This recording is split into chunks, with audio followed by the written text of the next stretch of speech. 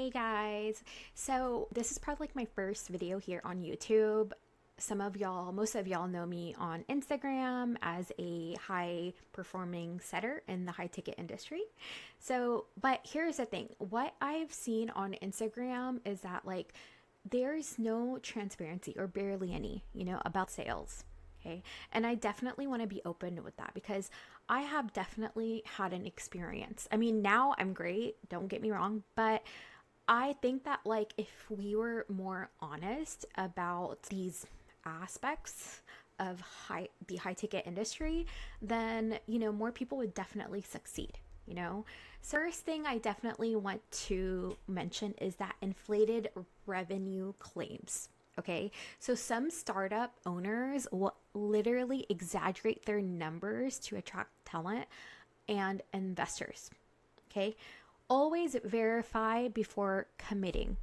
Okay, and so obviously, since I have gotten used so much, right? Not, I mean, literally fooled. So here's the hack I always use. Okay, ask them how much does their offer make in monthly revenue, total monthly revenue. Okay, and I will tell you right now, 100% of the time, okay, the legitimate ones will answer. Okay, the ones that are literally that don't that literally just want that free filtering, okay, they will avoid you. They will ignore you. They would avoid you, or they'll just answer around it. Okay. What you need to do is you don't have to respond, or you can just say, okay, thank you. Right. So whatever you want. So that does bring me to my second point. So setters are used as free risk absorption. I know. So in early stage offers, setters often absorb unqualified leads, broken systems, unclear ICPs without proper pay structure.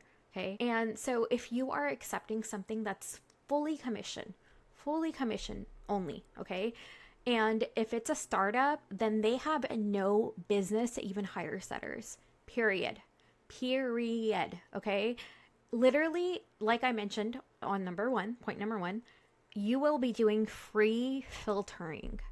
You will be doing free work. And that is literally, that's free labor for them. I mean, it's really smart, to be honest with you. Right. I mean, it's veiled as freedom, right? Oh, your own time and all that. But it's really not. I'm telling you right now, please spare yourself.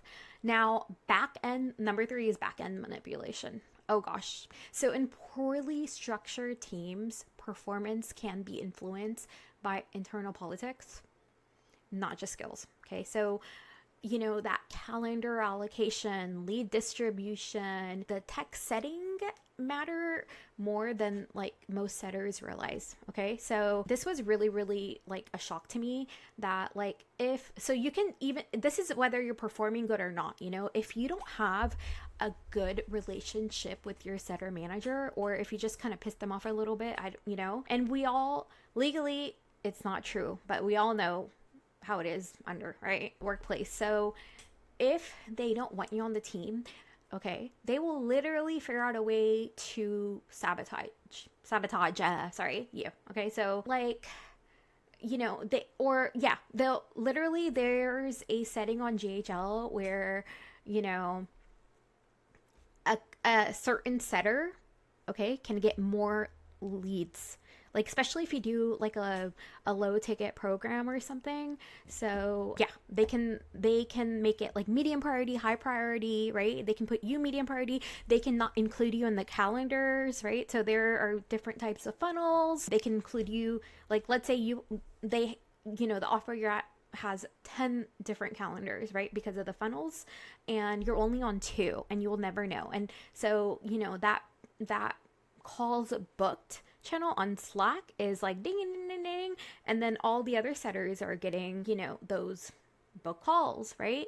But then you're not. So it's what's going on?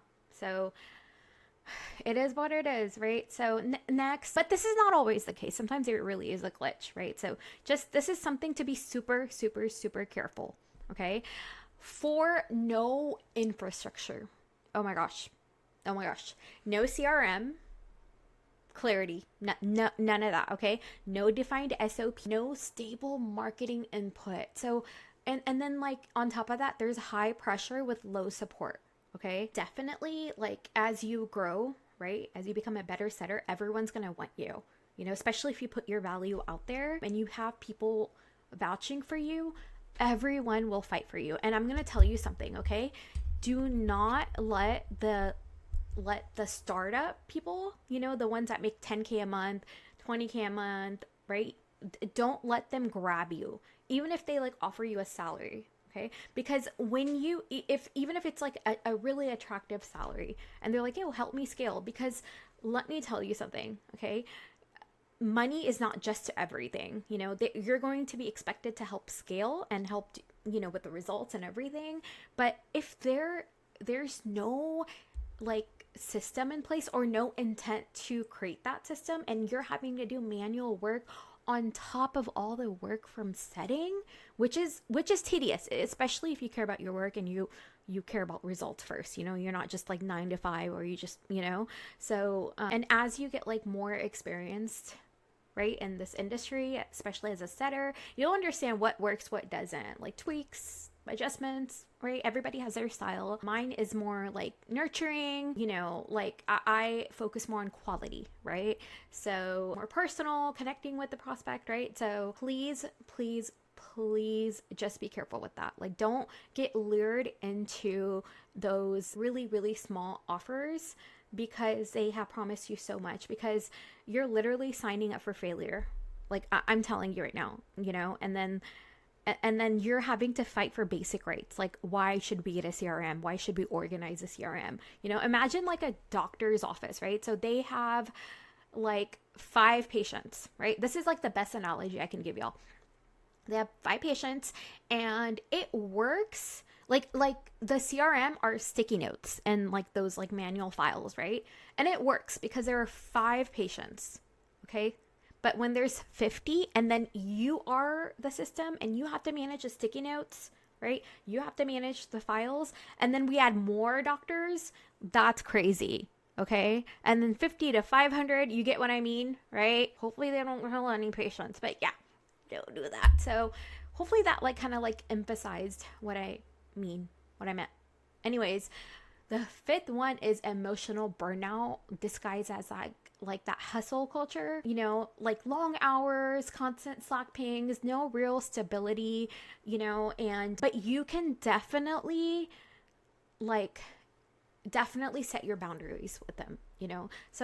Every setter is definitely really, really different, and you'll definitely, number 6 actually is loyalty only applies one way. And this is the most important one, guys. No matter how big the offer is, let me tell you something. They will always want you to be loyal, but I'm going to let you know something I learned the hard way after getting screwed over so many times. But it's okay. It happens, right? Because I learned so much from being screwed over so many times. Like really, really, I have. And even like techniques and just being better as a setter in my profession, right? But anyways, excluding that, I'm loyalty, again, it's only applied one way. So they will say, oh, remain loyal, remain loyal, remain loyal. But as soon as you do not serve them, okay, as soon as like the ads drop or they're not making any money, they will drop like it's hot. I don't know. Okay.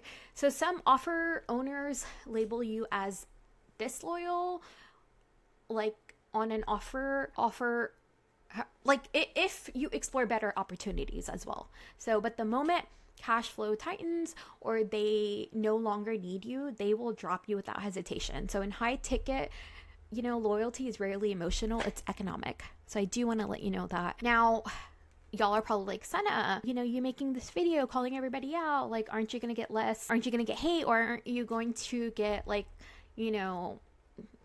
aren't people gonna offer you less? But honestly, the people that have like those bigger legitimate offers, they are the ones fixing these bottlenecks, these problems. They see these issues, okay, and they will fix them. They will literally, they're working on fixing them, and those are the ones that I want to attract. Those are the ones that you want to attract. Okay, so yeah, hopefully I provided some insight. Okay, this is not a like, oh, like freedom, get rich freedom, whatever. It's not like that at all. You definitely have to put in the work, definitely have to learn. Okay, and yeah, well, thanks for watching, guys.